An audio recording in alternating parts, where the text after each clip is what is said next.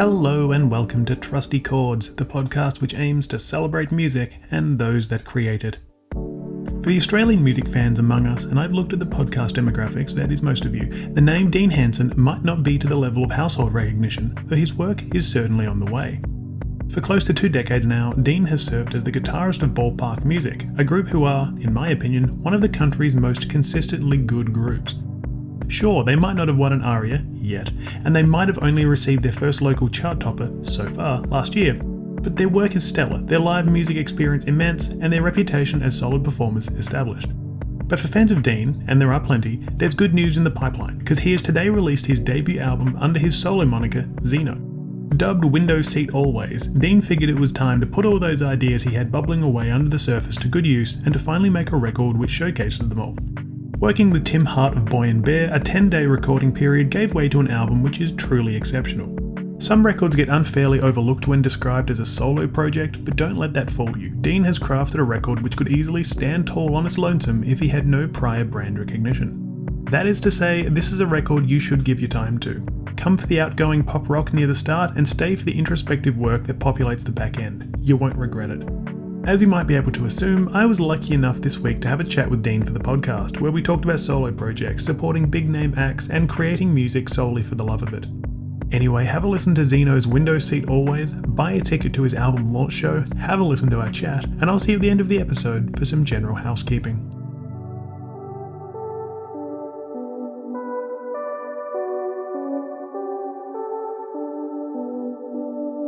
Dean Hanson, thank you very much for joining this episode of the Trusty Chords podcast. So it's a pleasure to be here. Thanks for having me. Now, for those who might not recognise your name, could you give me a few quick words to introduce yourself, and also tell me why we're chatting today? I guess it's a bit of a hard question, I'm aware, but Nah, that's all right. So yeah, Dean Hanson is my name. I am probably best known for playing guitar in ballpark music, which I've been doing for a long while. And we're here today to chat about my solo record. So I've got a solo project called Zeano, which is just Dino with a Z at the start. And I've got an album coming out on Friday, the 17th of April. So it's my debut record as a solo artist. So it's pretty exciting. amazing. I also like it when these little intros are nice and succinct because I've had them go for a very long time before. So I appreciate you. But I guess what I love to do at the start of these podcasts, before we get to contemporary matters, is I love to go back in time to where a love of music first formed. So do you have any recollections of your earliest memory of when music first resonated with you? Definitely. If I went right back, it would be watching The Sound of Music with my grandfather when I was a kid. Obviously, a musical film. Like, he was very into sitting us down and watching some films when we were young kids. So that's what my earliest memory of, liking music. It's pretty funny that it's a film called The Sound of Music, which is pretty appropriate to, as the earliest memory of it. But yeah, I think the earliest memory I've got of wanting to kind of pursue music was when I was about 11, and it was listening to the live Blink 182 record, the Tom, Mark and Travis show, I think it's called, something Yeah, like I've got that. it on the Or shelf behind me, actually. I think it's the Enema Strikes Back or something like that. yeah, something like that. It was, and yeah, and the live record was just like it comes in and it's obviously got this the sound of the crowd and stuff like that. And me and my brother who plays drums in ballpark as well, Dan, we're twins, and we both just instantly hooked. Like, got to have that feeling of playing music in front of people one day and hearing the crowd and all of that. So yeah, just never went away. Like, we got instruments when we were young. I probably got my first guitar when I was about 7, but didn't properly play until I was about 14. But music was just always something that we would do together. I think as a twin, you've always got, if he plays drums and I play guitar, it's pretty easy to jam. So yeah, Yeah. So I'm assuming then that, as soon as you sort of got an instrument in your hand, you're just sort of thinking, all right, how am I going to sort of make this, how am I going to start writing songs with this? So totally. were you writing songs like from a very early age as well then? Yeah. So when we used to play together when we were young teenagers or 11, it was never playing anybody else's music. We would just start playing together, improvising completely, which became a bit of a party trick with friends and stuff. Like, our mates would come over and just sit there and watch us play, and we wouldn't even talk about it. We would just start playing music together. And that was mostly instrumental, like back in the day. Um, yeah, getting to writing like songs as in, lyrics and poetry and stuff came a lot later. But yeah, I guess like writing and composing music was just something that we just did without even thinking about it. Like I was probably a few years into playing the guitar, and people would be like, "Oh, can you play us a song we can all sing together?" And I was like, "I don't know any." Like I couldn't even play you like, you know, I maybe knew "Time of Your Life" by Green Day or something like that. But that was about it. My repertoire was probably two songs. Yeah, which Well, was pretty weird. that's actually really familiar to me because I was very much the same. I started learning guitar when I was like 7 or something, and for the longest time I was always playing around, and people would be like, "Well, play us something in like we know," and I'm like, literally all Yeah. I could give them was I'd learnt the riff to "Damn It" by Blink-182, except I'd learnt it really slowly, so whenever I hear it properly these days, it doesn't sound right. It sounds too professional. I'm like, Yeah. no, we're gonna Uh, slow it down, all that sort of stuff. Um, yeah, that's great. yeah, so I guess you obviously mentioned the likes of Blink-182 before, and so did I. But Mhm. what sort of like artists were you listening to in those formative days, apart from Blink's live album? Yeah, honestly, probably just top 40 and stuff like that. Like, whatever was on the radio at the time and whatever my parents had CD wise, which was not great. Neither of my parents were big music listeners. Like, if I had to name the artists that they used to rinse, would probably like Elton John used to get a fair bit of a run. We had maybe like a classic hits Elton John record that got a spin. And it's actually really difficult. Other than that, it was probably like, your So Fresh hits of the summer, that kind of vibe that was just like just mixtape stuff. Like my sister was a couple of years or is a couple of years older than me and my brother, and she was probably the biggest influence.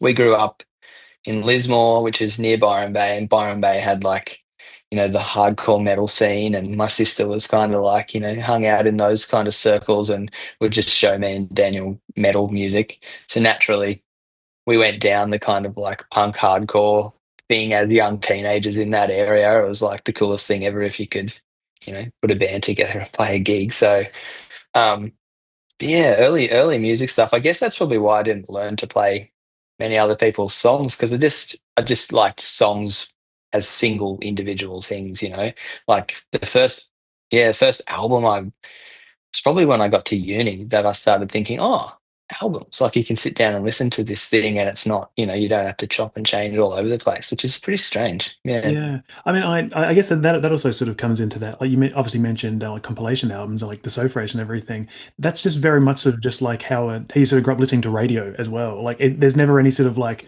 actual conducive thread. It's just sort of like no, it's all disparate mixed tape sort of vibe.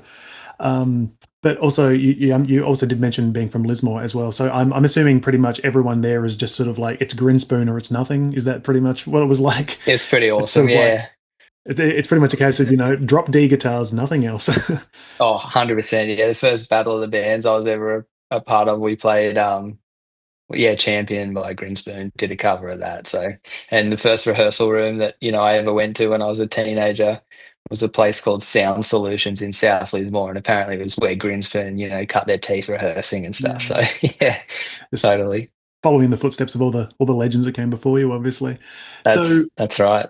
but then I guess you go from following the footsteps of legend to carving out your own path as a legend, because I feel like it's a very terrible segue, but I feel like most people would obviously know you thanks to Ballpark Music. So obviously, Yeah. I won't dwell on Ballpark too much because we've got your own solo stuff that we are going to talk about. But I should sort of ask, for the sake of the chronological timeline, how did the Ballpark Music story start? How did the band sort of come together, start putting music out?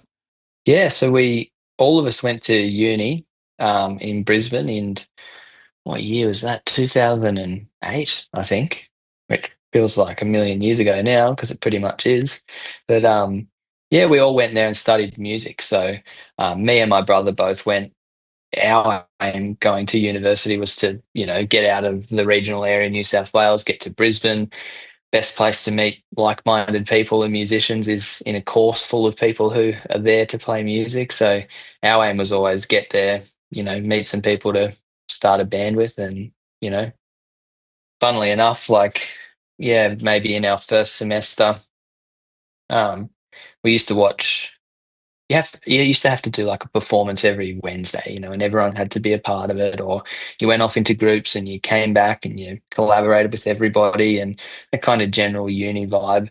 And I remember watching it all, and every group performance that Sam Cromack was in uni was just like exceptionally good. And I hated it. And I thought that he came across like a bit annoying. I was like, I don't know about this guy. He's real cocky. He's just like, and I was like, he's a bit of a show off. And then it happened so consistently that I remember thinking, I don't think he's cocky. I think this guy's actually really brilliant. Like, I actually think he's just genuinely good. And it didn't matter who he was with, it was obvious that what they were producing in these little 2 hour sessions was fantastic. And then got the chance to work with him and my brother, who was pretty much the only drummer in our course. Naturally, everyone wanted him to be in their band. So Sam and Daniel started a band together and left me out, funnily enough. And so I used to go to their gigs. They only did a handful, but I used to go there being like, "Oh, I'll be your tech, I just want to come along for the ride." And then, yeah, eventually we had like a mid-semester break or something, and we had to put together like a bit of a group for the next semester to work together and start an ensemble. And Daniel and I were like, we've got to work with this guy. Like he's fantastic, and I remember talking to my dad, just being like, "Oh, I'm really nervous to ask this dude if he wants to be in a band because like he's so cool." And Dad's just like, "Just ask him. It can't hurt." So yeah, in that holidays, we just said, "Oh, next year or next semester when we come back, like let's work together on this, group." Um, so the three of us definitely thought, "Oh, well, this is going to happen." And then I remember sitting down in the day that we organised our groups, and the three of us were like, "Yeah, we're a group." And then our lecturer was just like, "Oh."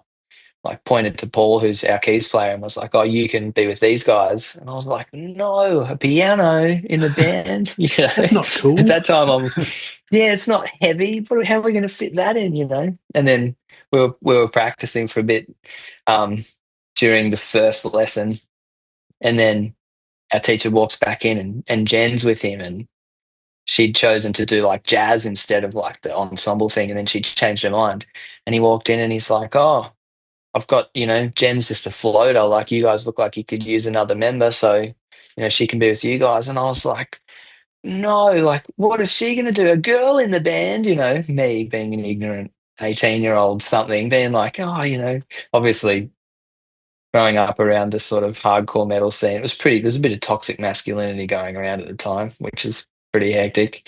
Um, but then Jen's like, what can I play? 'Cause we already had a couple of guitars and she was naturally a vocalist and played keys. We already had a keys player. And she's like, oh, do you guys have a bass player? We're like, no, none of us are playing bass yet. And she's like, cool, I'll do that. And so she's not a bass player by trade. So we just kind of got thrown together. And then in that first lesson, we were working on a song Sam had written called All I Want Is You, which just is now still many years later a staple of our kind of live show. And that was the first song we played together. And from then there was just obviously a chemistry like amongst us as an ensemble, which was super strange. Like I went from being like, no, a keys player, like, no, oh, Jen's in the band, what's she gonna do? And then from the end of that lesson being like, wow, I loved performing with these people. Um, and then our story never really had, as a band, it never really had a speed bump from there, which is strange. Like it's been such a long time. There's obviously been little ups and downs here and there but as far as, doing that first rehearsal, it just felt like things just grew and grew and grew. No matter how slow it grew, it's just been constantly like more gigs coming through, more opportunities, making more records, expanding our horizons. Like, yeah. And it's been such a nice, natural thing. And I think getting along as people, we got lucky with that as well. Like, I think that's can play a huge part, is your dynamic as human beings. Absolutely. I mean, it's just it is quite crazy to think that like most I guess most bands that would come together at uni probably not going to last too long. Yeah. But I mean, I guess as we're speaking, I can see behind there's a few gold records. I'm assuming an ARIA #1 little trophy there. So Yeah, that most guy. bands that form in uni don't usually sort of have that sort of trajectory. But I mean, Yeah. because I've been watching you guys sort of grow since probably 2010, I think, when Triple J Unearths was playing you guys, Yep. and over those years, I just feel like you guys are one of the country's most consistently good bands. Like, I don't want to jinx you, but 8 albums in, I think even Michael Jordan would be looking and saying, "This is a run for the history books." Like, there is not a single Thanks. dud moment what you guys have done. But I guess, obviously the diplomatic answer would be that it's a team effort. You're all bringing something special. But do you feel like there is a special secret ingredient or a killer hook that really makes you guys as good as you are? Because it just Mm. feels like everything you do, it's just always so. And I don't want to, just heap you with praise, but you do bloody good work. That's the thing. Oh, thanks. No, I appreciate it. Thank you. I don't.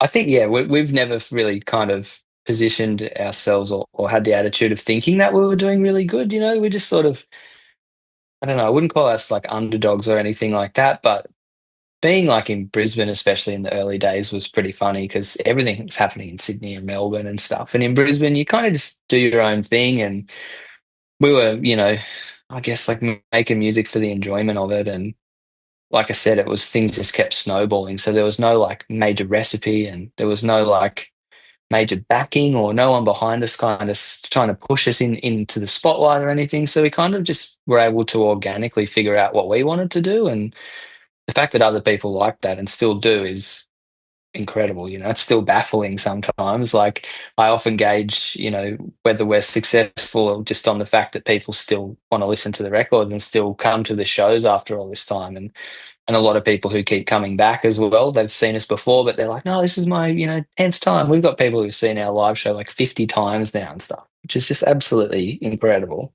But I think yeah, we have a really good personal relationship in our band. Everybody does, Sam obviously writes bulk of the songs. Like he's always been our leader per se, but there's never been like it's never like a power trip leadership role, if that makes sense. Everybody's voice is heard. Everybody has their own influence on the songs. Like um, everybody is able to speak up when they think something's going to work or something won't work, and um, there's times in our career where we've made songs or we've made videos or we've had big ideas and we've been able to work through it enough as, five humans with differing opinions, enough to say no to putting some of those things out as well, and to maybe identify that that wasn't the right path to go down at this particular point. And I think yeah, we often talk about your career can be defined by the things that you don't release, even as much as the things you do release. So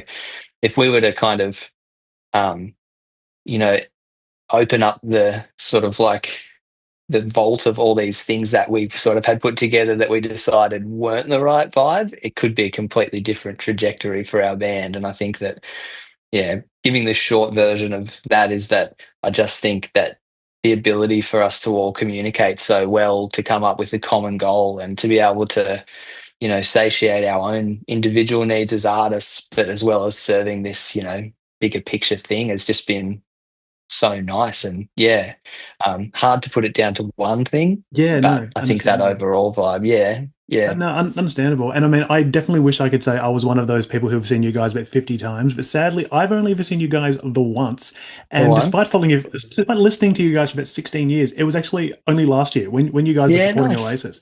yeah, But it was cool, such a monumental moment. Like, just seeing it, I just felt sort of so proud for you guys. Just because, like, I've been listening to this music for so long, and I'm just sort of like, it is such a well-deserved slot that you guys got. And I'm just sort of like, it is such a testament to how you all work together, the music you all make, and just there's some of it, some of all the parts and all that sort of thing. I'm throwing my hands out trying to think of something here. But yeah, no, it's as I said, you guys have done such a great job. But look, I feel enough about this band because we're here to talk about your other project. yeah, So how did Zeno come about? What made you decide to go it alone, as it were? yeah. So I guess it's I've always been writing songs for a long time. Like I said before, putting lyrics to music came a bit later for me, like probably into my mid 20s. I reckon that was when I first started writing songs and feeling comfortable putting lyrics to songs. And I'm not a singer. Like I never thought I was a singer. I've never learned how to sing ever, other than just wanting to do it. Um, and yeah, you get this imposter syndrome as an artist. Like I've been lucky to have like through Ballpark, I've learned so much about songwriting just through Sam, and I've been encouraged by him. And some of the songs I've written have made it onto Ballpark Records. And there was a time when the one of the first songs I wrote for Ballpark was called "The Perfect Life Does Not Exist," and Which is a it wonderful was song, a by the song. way. It's a wonderful song. You've Yeah, done and well. thank Yeah. thank you very much. Yeah, and Sam agreed. He's like, I want to sing that one. It's really great. And then it cracked the hottest 100 the year it came out, and we still play it to this day, and it's great, and it's aged really well. Like we played it at Oasis, for example. So the fact that you kind of get that confidence going, wow, a song that I wrote, me, the words and the music, is a song that I was able to eventually play at a stadium before Oasis played. It's pretty nuts. So I think it's taken me a long time to believe in my own writing and stuff enough to want to go. I've got so many songs and demos lying around that if I didn't put them out by myself, they're probably never going to see the light of day. Um, Collaboratively, like I've had a lot of collaboration within Ballpark over the years, but I've never had a huge amount of collaboration outside of that. So even being able to share ideas, with strangers. I know a lot of songwriters, will just get together in a room with a stranger and they come up with a hit or they share their ideas, but that's never really been something that's, happened for me. So I guess it literally was this point of me going, look, if you don't do something with these songs, if you don't put them out or whatever, then they might just, you know, it was probably last year I was thinking to myself, I better tell someone like the password for my Google Drive, because I've got hundreds of demos on here. And I'm like, if I die tomorrow, like they're just going to disappear into the abyss, which is poetic in itself. But, I'm like, I kind of want people to hear this stuff. Um, so basically just challenge myself to go, look, you're doing it this year, this is the year. You're not going to be worried about it anymore. Like putting my voice to it and just being brave about it and wanting to share that art without an expectation of um, especially coming from a band that's already well known. I'm not trying to be better than Ballpark, not trying to make something that's like, oh, I don't like that, I like, this is the real side of me. It's more or less just going as an artistic release. If anybody listens to my solo stuff and feels anything from it, then that feels like the objective is finished for me. Like that's good. Yeah. Um, yeah. Because that was something I was going to say was, did you have any apprehension about something like this? Because obviously, as like as a music fan, as a music critic, a journalist, and whatever, I often find that if someone wants to spread their wings from a larger, more popular project, they better be bringing in quality. You know what I mean? Because otherwise, it's really going to stick out. Like if like John Frusciante from the Red Hot Chili Peppers had come out and made a crappy album, people are going to be like, John, what are you doing? Back to the Chili Peppers. So, like, were you feeling worried about that at all, or am I just sort of like casting apprehension upon you? No, I think that's super fair. I absolutely thought about it. Like, I've seen lots of solo projects and side projects that definitely don't live up to the bigger band or the bigger artist that somebody is a part of. And I was like, I definitely didn't want to put out a record if I thought that it was not good. I think, but again, it's another hard one to talk about because of course I'm like blowing smoke up, saying, oh, I think my record's pretty good. But it was more or less saying like I asked enough people and talked to enough people I trusted and tried to vibe off them whether they were just telling me that they thought it was okay or I still don't even know if it's any good. Like, but it was more or less shying away from, or not Oh, you'll shying be hearing away. my opinion in a sec. Don't you worry. Yeah, good. I would love to. Yeah, and I'm happy for whatever it is. I'm just glad you've listened to it. But yeah, I think it was putting aside that like a lot of people even before it said to me, it's solo projects, side projects are tough. It's not the easiest thing to do, and I'm like, it's not. It's not what it's about. I'm not trying to convince anybody that I'm better than what I'm already a part of. It's just a way of me sharing some stuff that I've worked on and feeling good about it. It was like worth every penny of investment to record the record. And if I never see a cent back from it, then it doesn't matter because that's not what it was about anyway. Like and if people turned around and said they hated it, I'm like, I had fun making it though. That's fine. Yeah. Yeah, no, that's the main thing. At least you've done it at the end of the day. And I guess also actually just sort of to backtrack a little bit because you obviously mentioned like the song "The Perfect Life Does Not Exist." Now, one thing I actually always really find fascinating with bands who do have multiple members who are songwriters is that you can usually sort of tell when a song is written by like like if it's the Beatles, for example, you can tell when it's a Paul McCartney, you can tell when it's a John Lennon. But I think that's also one thing about the way like Ballpark operates is the fact that like had you not told me that was a song that you had written as opposed to Sam, I probably couldn't have I probably wouldn't have known that. And I feel like that really works well, it's an example of how you guys work so well together. And I don't really think I had anything to launch off of that. It was just something I was thinking about because when you mentioned that, I was like, oh, okay, that was one of yours. Great work. So Yeah. yeah, but Yeah, I always feel if Sam's an incredible songwriter, and if you're putting together an album of 10 songs and he says, or the rest of the band, as a collective, we go, hey, this one song that you wrote, Dean, is enough to fit onto a whole record of Sam's like absolute incredible songs. It's such a huge compliment.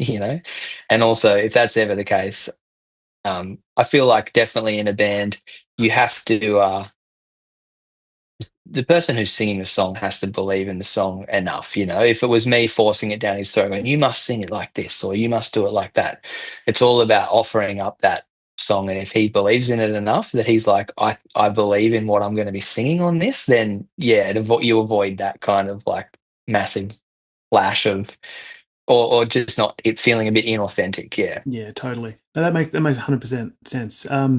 But I guess back on the Xeno tip, there is a bit of a noted difference to what we see with your work in ballpark music here, but there's still plenty of similarities. So I guess what sort of inspirations or influences were you sort of bringing to this project? Were there any sort of inspirations or influences, or was it just a case of, hey, I'm just gonna it's pure uncut Dean Hanson? A bit of both, I guess. Yeah. Like, I I know that like a lot of ballpark stuff, and I think one of the most defining things about ballpark is that the music can be quite upbeat and cheery, but lyrically can touch on things that might be a bit somber or a bit down.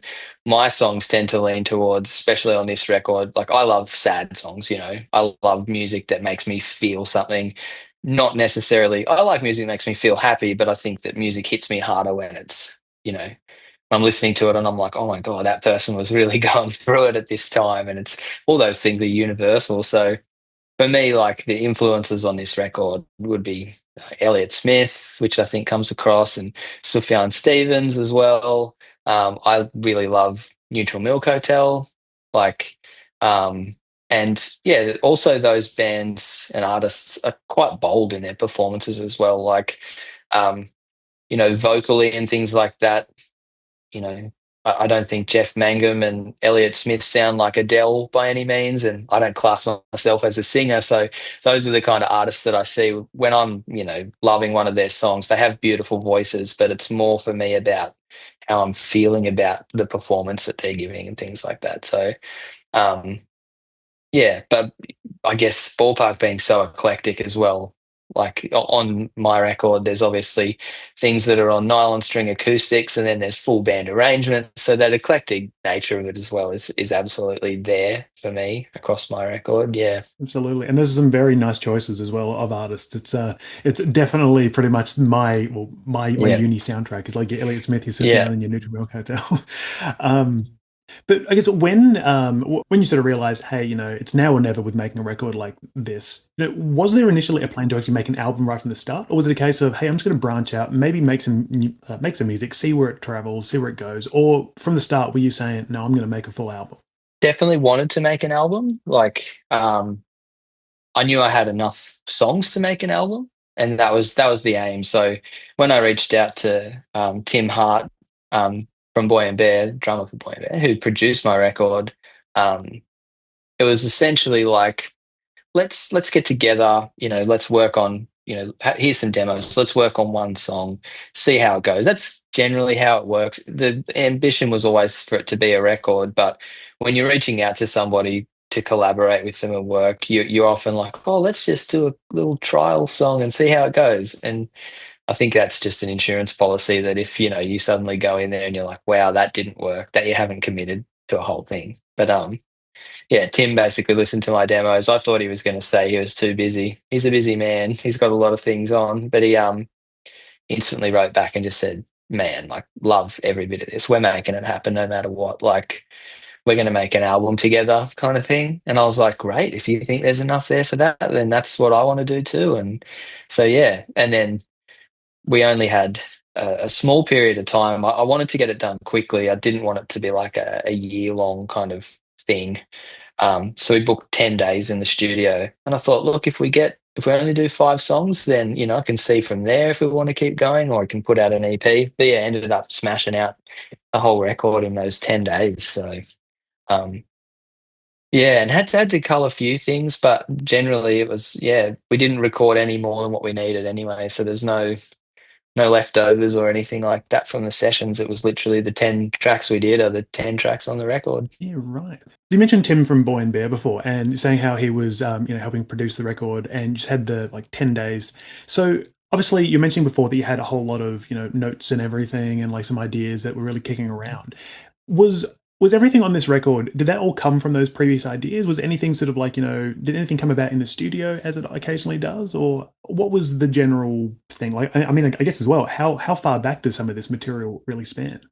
Yeah, so there's a really wide range. Yeah, there's some things that I think I probably wrote at least the inception of the idea, maybe a decade before, kind of thing, that's been kicking around for that long. And then there's songs that there'd be 2 songs that I wrote within a fortnight of going into the studio, like finishing them off. So yeah, it was really it was one of those, depending on whether people enjoy the record or not, I guess is the proof in the pudding, but felt like one of those beautiful moments where you just, and this is always nice in collaboration, where you dive into the studio and you just start working on something, and then all of a sudden 10 days has gone by, and then you've hardly revisited anything you did on day one when you're there on day nine, and then you listen back to it all, a week later, and you're like, wow, that just felt like it just happened. We just went for it. And sometimes I'm sure I've even had this in my career. You do that and you look back at it and you're like, wow, that's sort of sucked. Like we got lost in that, and it's not as good as we wanted it to be.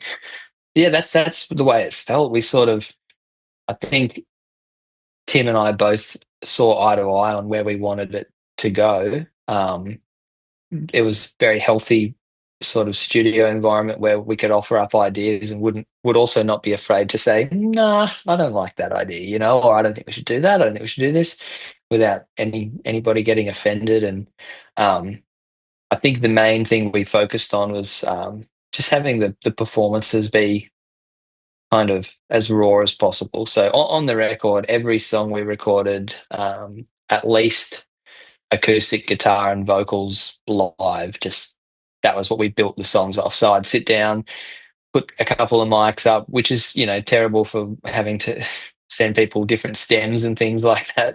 Everything's just on, there's vocal in the guitar, there's guitar in the vocal, like it's all over this shop, but that's the way that we wanted to do it. So yeah, every single song would just be me sitting down going, all right, cool, mics are there, sing the song, one vocal take, one guitar track, and then build the songs from there, which was pretty interesting. Like um, it's yeah, it obviously makes for working pretty quickly, but that was challenging in itself because, like I said, I have to actually try and nail those performances at that point. But knowing that I'd lived with the songs for so long, I was pretty happy with how I wanted to perform them, and luckily he trusted me with that, which is good. That's really great. And I guess I haven't mentioned the name of the record. So the name of the record is Window Seat Always, and I guess thanks to the magic of recording things ahead of time, the album is out today. Congrats, Dean! It must feel amazing. Yeah, But thank you.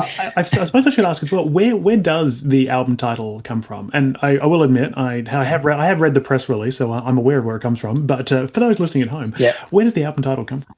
yeah. So it's honestly about me just loving sitting on window seats everywhere I go. Another passion of mine, like artistically, is photography. I just something that's I've just picked up over a few years, and it's just I love when you pick up something like photography that's just you just do it because it's a passion. It's never felt like a punish to me to learn about taking images, and I yeah. I guess that's how I take in the world as well, visually. So yeah, it's almost a very literal album title. It's just about, for me personally, like if yeah, you ever have the choice, it's window seat always, like planes or cars and I do a lot of that stuff just for life in general. I travel a lot for stuff with ballpark, and we're constantly either driving across the countryside, like in a van, or you're in a plane flying across Australia or across the world. And so I actually find I've probably spent an outrageous amount of time just traveling. When you're doing it, there's not really a lot you can do other than just stare out the window. So yeah, and it's nostalgic for me thinking about. Those are probably the biggest moments of my life where I feel like I'm reflective, especially these days. Like there's a lot of distractions around, there's phones. Like I'm also guilty of sitting in a beautiful window seat where you're looking out and might be the most beautiful thing you've ever seen, but I'm staring at this stupid screen in front of me. So yeah, those moments are times where I feel are the slowest for me in my life, where I can actually just sit there and just appreciate what you're looking at. Mm. Absolutely, and I feel that the title is very well chosen for a record like this because and I mentioned before that you're gonna have my opinion on the record. I listened to it only a couple of hours ago. It is a really brilliant record. Like it's Thank you. so there are moments where it feels so tender and it feels so satisfying, but overall, it feels so impressive. Is the best way I could really put it Thank because, you. like you mentioned, this sort of element of nostalgia. It feels nostalgic, but it also feels sort of like somewhat forward thinking and progressive. And I really feel like I'm just sort of like giving you the journalist 101 sort of descriptors for a record, but it's such a I solid appreciate piece it. of work. I Yeah. mean, how are you feeling about it all? You must be feeling pretty proud, obviously. Yeah, absolutely. I'm absolutely busting for people to hear it. I think and however that may be, I guess a good reflection on how much I was busting for people to hear it is I went to Japan. I was there for the last couple of weeks. I only got back last week, and I these are all boxes behind me of the vinyl for Window Seat Always, which I've got a lot of those, and I'd sold a few, and I was like, oh, if I get back and I send them, they might not arrive before the record comes out. So I just sent all the vinyls that I'd sold like a month ago. So everyone has already received them like 3 weeks before the record came out, which I was like, is probably a cardinal sin, as far as the if you're playing on the industry 101, you definitely don't send your vinyl out 3 weeks before the record drops. But that's what this is about for me. You have to pick a date. You have to, put that into the DSPs about what date they want this to be released out into the world. There's a certain romance about, keeping something close to your chest and then telling people for months on end that this thing is coming, and then hopefully when it finally does, the world embraces you, and you have all this crazy like hype around you. But for me, it's just like I've been living with these songs for long enough. I'm so proud of the record, and I'm just ready for people to listen to it. If they, I don't, I'm not worried if people don't like it. If they just give it a listen at all, that's enough. So yeah, very, very, very proud of it. I can certainly say that people should give it a listen because, as I said, it's a really stunning record. And I think that the one thing that I sort of noticed, and it's something I'd actually love to ask you here, is that while listening to it, it really feels like it's an album of two halves. Like the first half was a little bit more outgoing, the second half was a bit more introspective. Like, was that the plan? Was it sort of just, or am I sort of picking up threads that aren't quite there? Yeah, I think that was definitely a plan for sure. Especially album craft, I guess.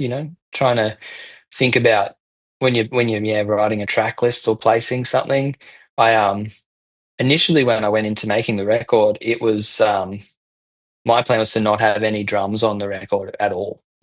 I um, not for any particular reason other than I just wanted it to be lush and pretty and beautiful. And then yeah, the first song we tracked for it was track one off the record, which is called "When I Say I'm Out, I'm Out."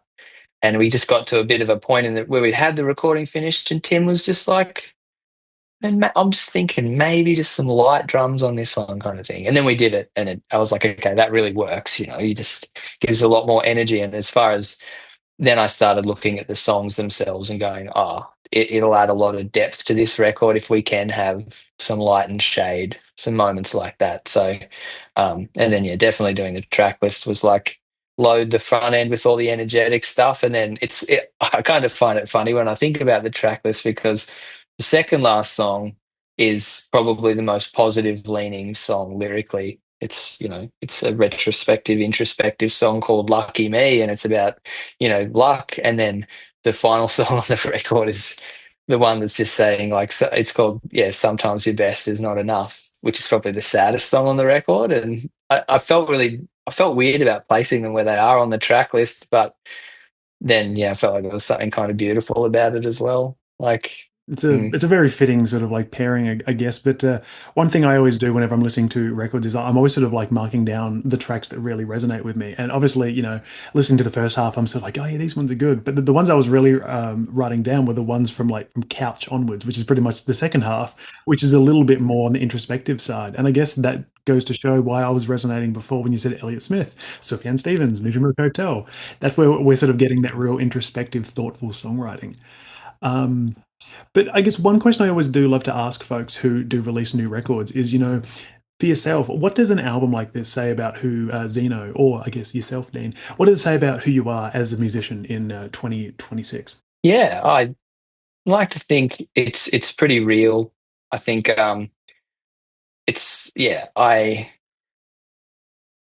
don't necessarily consider like it being like an objective of mine to be hard on my sleeve kind of thing.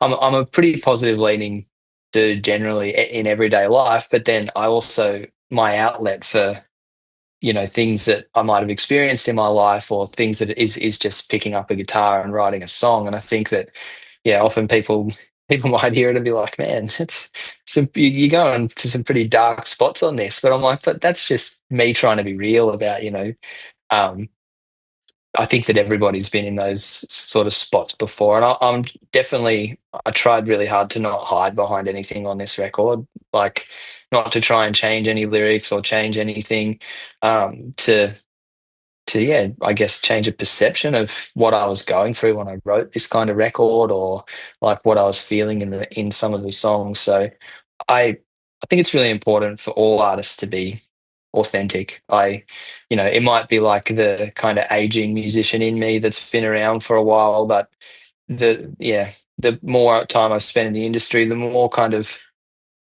like I've always, yeah, very much valued authenticity from an artist, like I've touched on a few times during our chat, like feeling something, when I'm putting on a song, I want to feel what that person is giving me. And these days, I think we definitely trade off a lot of kind of, or we give up on authenticity a little bit in order to try and, you know, get noticed a little bit. And that's it is a tough balance because it's not easy out there, I've as a I feel like a very privileged person being able to make a record of my own and express myself and be real, because for me the commercial success of whatever I do by myself as Zeno isn't make or break for me. If it's my debut record and I don't have the history in my career behind me, I'm probably sacrificing a little bit of that authenticity, or at least I'm like not taking as many risks, and um or it might completely have changed what I'm, even the angles that I'm taking on it, because I know that if it doesn't work or if people don't like it, then that might be it. Might be putting myself in a financial hole, or I might be, having a radio station say they don't want to play it, and then going, damn it, I've done my dash. Maybe the next time I send them my second record, they probably won't even listen to it because they passed the first one. So that it feels like a privilege to be able to even do that, to be honest. Well, that was something I was going to ask as well. Is like, obviously you are going into this with just it's coming from the joy of creating rather than the joy of like results. So, do you think this is something that you may do again, or are there any metrics that you're going to sort of be judging whether you do a second one by with this record? I'll definitely do another one. Yep. I think, yeah, I've already started writing and putting some stuff together by myself. I'd love to produce a record for myself. Um, I think, yeah, I've definitely learned from this one that, it's it's not necessarily about, yeah, forcing it into certain areas. It's about making something that you're proud of, and it doesn't have to be the shiniest thing on planet Earth or anything. As long as I'm listening to it going, oh, I like that's good enough for me, then yeah. So I'll absolutely putting out music as Zeano for sure. Whether even if it's just like one song every now and then when I find the time, or but yeah, the, that's the long answer. The short answer is absolutely yeah. No, that's fine. Long answers are totally fine in this podcast, especially now that I've increased my my Zoom Yeah, minutes and unlimited. everything. Yeah, um, all right. Well, I feel like I should get down to the portion of the podcast in which its namesake is derived. So, trusty chords sees me follow the 1, 3, and 5 structure of a standard chord. So, I ask about one artist that's been impactful, 3 albums that have been influential, and 5 songs you can always turn to. So, very wordy in its explanation, but we persist. So, my first question for you here, Dean: who is the one artist that's inspired you the most, whether it be personally or creatively? yeah. Well, got a trusty little list over here, but yeah, for me, Neutral Milk Hotel, Yes. particularly in the aeroplane over the sea, the record, um, just gave me the confidence as an artist to find a voice as a singer, for starters, and as a songwriter. Like I think early on when I started putting songs together, I used to try and aim for a good mixture of Neutral Milk Hotel and Oasis, which is pretty funny. Not that like Oasis, I wouldn't say, have been a huge influence on me as an artist, but it was just the kind of melodic sensibility and, I guess pop structure of an Oasis rock song. And then just with the rawness of Neutral Milk Hotel songs. Like I love the ugliness of that record. Like I love that everything feels like it's so well placed, even though there's so many things that feel like they're out of place. I know all sounds like contradictory, but it's and I love because I listen to the record and it's like it feels like I'm listening to silk through my ears, even though I can identify that there are terrible sonic things going on. Like I've tried to, show people who aren't, massive music listeners, particular songs from that record, and I could just tell that they just can't get past the sort of the harsh sonic things that are going on in the record, or the nature of like Jeff Mangum's voice, or the way that it's sometimes shrill, and then not giving it a chance. But to me, like, yeah, I'm gushing over it now, which is probably a good thing because you said, is it the most influential? But No, yeah, that's for me, completely just fair. listening,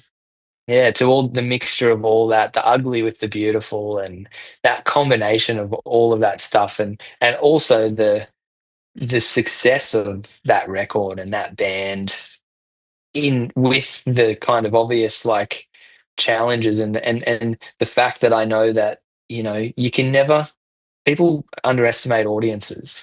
People would make a record like that these days, and you'd have a million people going, you can't put that out because of this reason, this reason, this reason, this reason. But at the end of the day, it's the people who listen to it and the universe that will decide whether it's beautiful. It doesn't have to hit metrics. It doesn't have to be conventional. It doesn't have to be pleasant. And yeah, so That that's is my summary of that that is an one. Yeah. amazing answer, and you've like you're definitely talking to the right person because I could talk about that album for hours upon. Like the amount of times I have Googled how to get that guitar sound from, Yeah. like it's like Oh, just that opening note where it just feels so luscious, and then if you try yeah. showing it to people, and they usually lose it by the time you hear Jeff Mangum saying "I love you, Jesus Christ" for about 30 seconds. Exactly. Yeah. That one specific note that just doesn't hit it out, but no, such a brilliant record. Its imperfections are where its perfections lie. I mean, I don't know I don't know whether you were lucky enough to see them when they played at Australia back in 2013. No, they did the Tivoli, and I just didn't Yeah, go. Idiot. yeah, that like. I mean, I was lucky enough because I'm in Melbourne these days. I was in Adelaide back then, and I was like, I have to go to this because the chances of me seeing this again, and it was just nothing has come close to that in terms of gigs. I think it's got to be a top three, if not top two, for me. And Yeah, it's just amazing. such a brilliant record that I just feel does not get. I mean, it gets plenty of love, but I feel like most people sort of love it in a semi-ironic. I don't know. I feel like I'm just going to be talking for hours upon this record, Yeah. but No, I I know think what you that's where I'm mean. coming from. Yeah. Yeah. Um, and I guess that's a very nice way for me to ask my second question, which here is I'd like to know 3 albums that have impacted you the most. These could be albums you're always throwing on or things integral to the musical evolution. And if you are picking in the airplane over the sea, that is completely fine. If not, we can throw it as an honorable mention. I did pick it as I Beautiful. had to include it in this. Yeah, absolutely. Um, the second record that I picked was, and forgive my pronunciation on the word, Carrie and Lowell or Carrie and Lowell, Sufjan Stevens record. Again, different in the sense that like has some ugliness, but it's more pure, you know.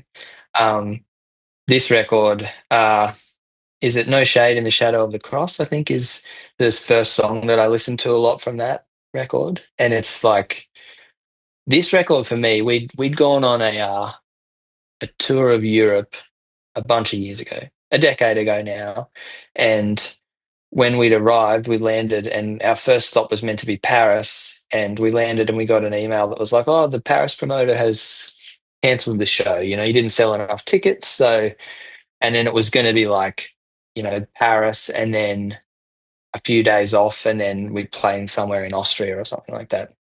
So we found ourselves in Europe with like 5 days to do absolutely nothing.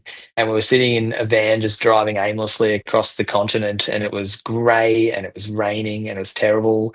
And I was going through some stuff personally at home that I'd left behind to go over there. And I remember just putting this record on and just, you know, I'll just never forget listening to that record in that particular moment and just being like, wow, this is changing the way that I'm thinking about the world around me. So, It's just such yeah. a beautiful record. Like that's I think one thing I really admire about Sufjan Stevens is the way that he's able to write so well and so prolifically as well. And he just really has his way of like really just sort of like cutting into your soul. And it's like he makes beautiful overcast music. I feel is the way I've described it before. It's Absolutely. Yep. like because I mean my wife and I always listen to tracks from like I forget the album now, Illinois, with like John Wayne Gacy Jr. or things like that. And it's just like it's amazing how he can make you feel certain ways about things you never thought you would feel. Like you're feeling pity for a serial killer. You look at Carrie and Lowell, and it's so brilliant. Again, another record I could gush about for hours. So Yeah. I'm loving these choices, Dean. Yeah. Awesome. Well, it's stunning. And then my third record I chose was Crushing by Julia Jacklin, Mm, actually. And I think when I first, I remember playing a gig with a friend. I was playing bass with a mate of mine called Alex years ago. And we supported Julia Jacklin at the Black Bear Lodge in Brisbane. And it was like before Julia Jacklin had kind of blown up a lot. And I remember the gig was us opening and then Middle Kids as the support, which is the first time I'd seen them play, and then Julia Jacklin. And out of all the hundreds of gigs I've been a part of in my life, there's not many where I remember seeing all the acts just going, okay, I'm not going to, like, well, we will definitely be hearing about these people for a long time. You know, it's just that particular feeling you get. And then when she did her cover of Someday by Strokes for Like a Version on Triple J, I the Strokes I easily could have included. First Impressions of Earth, Strokes is another hugely influential album for me. I know it's not everybody's favorite, but that hearing Julia Jacklin do a take of the way that she plays music so soulfully and doing a take of a band that was so influential and exciting for me definitely made me realize how special she was as an artist. And then this record, if I think about when I'm in the car ever, and this is why this one snuck in as well, is if I'm ever in the car driving absolutely anywhere and I just want to put some music on, or if I'm doing a road trip across New Zealand on a holiday or something like that, this is the go-to record. The depth of the record is incredible. The voice, the instrumentation, the minimalist nature of it all. My favorite track off the record is I like, Don't Know How to Keep Loving You, which is just like there's particular songs that I know it's obviously a big song. I'm just looking at the track list here, which is why I'm not paying attention. But there's certain songs sometimes are like I'm looking at that song now, and it's as far as numbers, not that numbers are everything, but it's like her second most listened to song that she's got, and it's not a radio single. It's not what people would call a banger for that sense of the word. It's just a beautiful long slow burn of a tune, and when you see a song like that and you go, look at the impact that's kind of had on so many people that they'll revisit it enough for it to have 40 million times people have listened to it on this particular platform. Um, and yeah, that record's just, it's a stunner. Oh, she's a Um, stunning musician, really. I mean, it took me a long time to come around to yeah, it, but when I did, I was just like, I was an idiot for waiting so long. Okay, and everything I've heard yeah. since, I'm like, this is absolutely amazing. It's truly It's the amazing. soul, right? It's like sometimes an artist will come out, especially when it's their first record or something, and her music obviously harps back to sort of like that kind of Americana kind of soulful stuff from years gone by, and you hear it and you're like, this is nostalgic, and it feels that way. And I think that sometimes people judge music based on what they can compare it to. So if anything is slightly derivative or has any kind of influence that's obvious up front, then people will box it in really quickly. I've always found that with anything. Like if there's ever a review of anything, there's always comparison is the first point of that. And that's not just people reviewing things, actually objectively. That's every human being kind of is looking at, what is familiar. But when, yeah, an artist like Julia Jacqueline then bringing out this record after, which still has so many of those beautiful parts of what made her individual, but also taking those influential things and pairing them together and just really owning it on this one. And it's just like, it's such a home run, And from that, everyone just went, okay, yep, sure. We owe so much to you as an artist because you're just incredible, She's, yeah. Um, Truly, truly incredible songwriter, and the soul and the feeling in her music is just second to none. Absolutely. And if you like, I can definitely throw down a First Impressions of Earth as an honorable mention for you as well, because again, Yeah, brilliant record. And actually, one thing I should also mention, because you mentioned in the airplane over the sea before, one thing I always love actually recommending to people who are fans of this album is for the last decade, I have had a burnt CD in my car of the most ridiculous mashup album I've ever heard, which was by is a UK producer who basically mashed up the entire album with like famous hip hop songs. It sounds like it shouldn't work, but it works so weirdly well. It's an album called "In My G4 Over the Sea" by Neutral Bling Hotel. If you if you ever that's find awesome. yourself with 40 minutes of ridiculousness up your sleeve, I recommend it. But in the meantime, I should ask the question about your five trusty songs. So I'd love to know these five songs you can turn to, whether it be for comfort, for excitement, anything at all. Your five trusty songs. All right, so I have here the song "Ramona Was a Waitress" by Paul Dempsey, Yes, which is off. What's the record called? everything is true. Why am I? Everything's true. Beautiful record, amazing. This song is one that, like, ever since the record came out, which it feels like it came out 5 years ago, but I know it was a lot longer ago than that. Um, Another one where if I'm recommending a song to anybody or I'm putting a playlist together for anything, it's the first song that goes on my playlist. Like, um, I remember seeing him all play a tour not long after this record came out, just at the zoo in Brisbane, and standing like front row and just being completely and utterly blown away by how talented he is as an artist, like how the voice, the guitar playing, the how proficient he was at everything. Super intimidating but amazing. And this song is just so it's a beautiful song. I think it's a song that probably not a lot of people have heard. Like I'm sure it's Paul Dempsey's a very well known artist and people love it, but I think it's one that deserves more attention.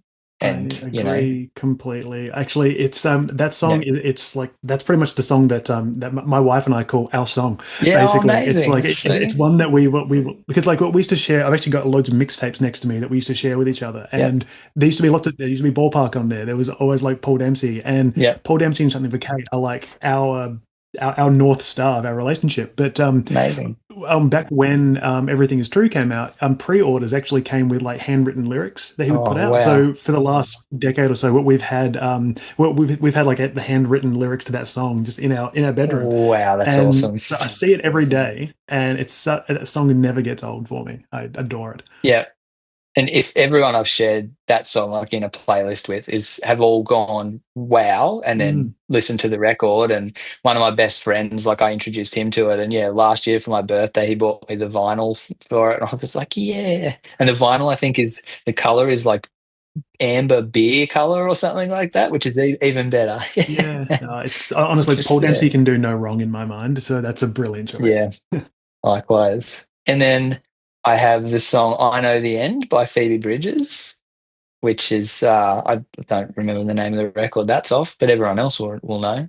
Um, yeah, it's another one when I probably started listening. I'm like one of those people when like, and this sounds pretentious and probably is, but when somebody's hyping, I find it really hard to jump on hype trains. You know, I'm always like, I won't, I refuse to have this forced down my throat. You know, I want to kind of discover this in my own right, um, and more often than not, it's not going down a rabbit hole. You know, if I'm seeing that someone's hyping, I'm not just going to jump on and Google them or look them up and start listening to it. But if I happen across it and it makes an impression on me, and I go, who is this? Like, what's this song? Who's this by? And then I go, ah, wow, this is Phoebe Bridges. This is the person everyone's been talking about for ages. And then I go, all right, so, you know, on its own merit, and because it's actually, you know, affected me in a way that was organic, not because I'm being told to listen to it. And then I would dive deep on it.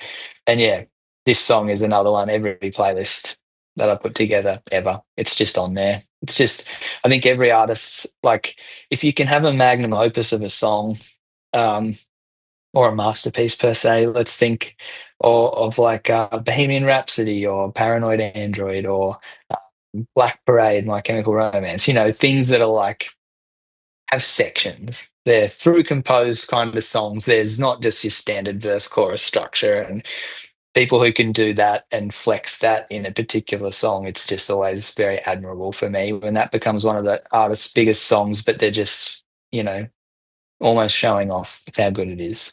So yeah, it's just a song that makes me feel something. You know, I put it on, I can cry to that song pretty damn easily, to be honest. So that's always a sign of it being a good tune.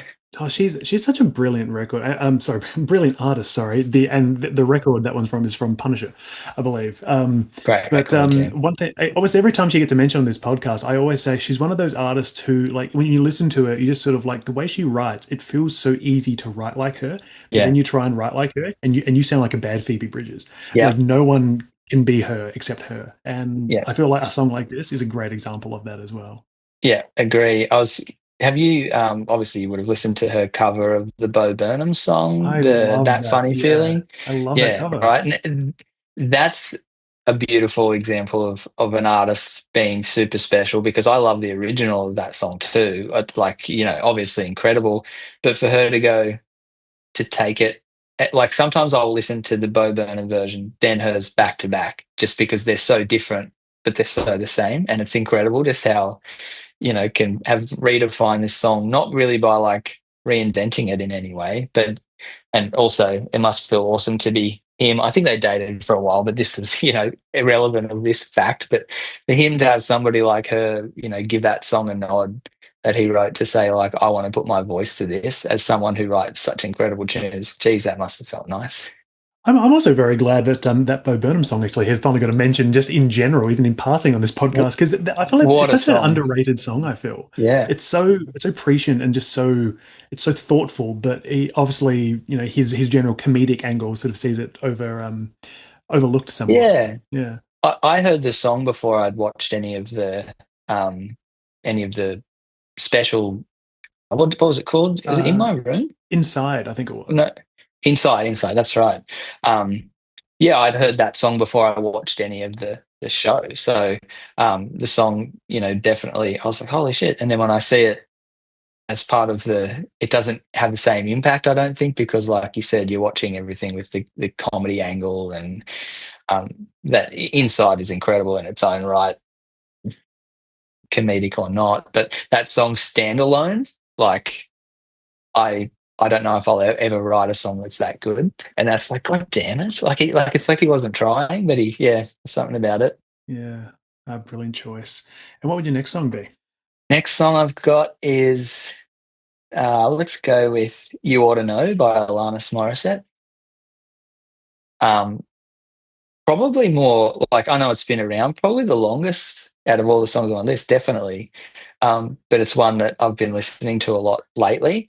And I think contextually, given that it's been around for such a long time, and listening to like a female artist in the context of when that song came out, having that much attitude, and the song just like I was listening to it a few weeks ago on a plane trip, and it just made me giggle. I was just like, this is so badass. Like she's just, and it's I always listen to her songs and go, I want to cover these, but then because they're such good songs, and I always think about, on like a versions or people covering songs and reinventing them, and I'm like, but I don't think anyone can touch like those kind of songs, like, um, and I just think it's a special song. It's brutal. Like I constantly think about the person that song is written about would absolutely know that it's written about them, and it. I don't know how you recover from that, and yeah, being able to like on my record, if we're going back to how it influences me, not kind of hiding away from what you're trying to say in a song, hard on your sleeve is really difficult as an artist, and the fact that I want to know when that song came out. It would have been 90s, right? Like, 95, I think it's it like was. 95. I was going to say mid 90s, and I'm like, to and for that to have been such a strong and commercial success for her in that time as well as a female artist, to be able to, be so brash and so incredible and brave and raw and honest is just really inspiring. Yeah, And actually, yeah, it's very nice to hear another reference to Alana's on this podcast, because for anyone who listens to these episodes as they come out, last week's episode saw me talking about Alanis Morissette as well, even awesome. though it was recorded about a month and a half Yeah, ago. nice. So for me, this it's all very disparate. But that record, that has to be an all timer for myself as well. But that was the song that really got me in, just because you listen to it, and you just sort of like especially at the time, there was nothing really like that. Like, and for her to come out and do that, to be so bold, is so brilliant. Exactly. And of course, the rest of the record, stunning as Yeah, well. I will recommend that album to absolutely anyone. yeah, absolutely. And then I guess we'll go next song I have is these are my last two are more recent kind of tracks. The next one for me is a song called Tank Tops by Asher Jeffries, who is a Brisbane artist.